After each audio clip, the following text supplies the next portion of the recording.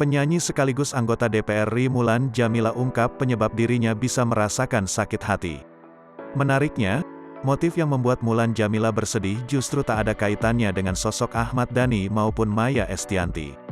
Ya, memang sejak dipersunting oleh Ahmad Dhani, tak jarang Mulan Jameela yang sebelumnya menjadi rekan duet Maia Estianty di duo Ratu kerap mendapat tudingan miring dari netizen.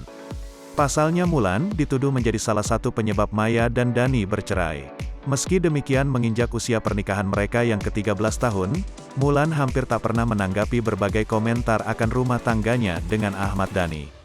Justru sebaliknya, kedua pasangan musisi itu selalu terlihat harmonis dan kompak melewati berbagai cobaan. Kuat menghadapi berbagai tudingan miring setelah menjadi istri Ahmad Dhani, Mulan Jameela justru mengungkap perihal hal lain yang bisa membuatnya merasakan sakit hati. Dalam unggahan tersebut Mulan tampak anggun mengenakan kebaya serba merah untuk menghadiri upacara peringatan HUT Kemerdekaan RI.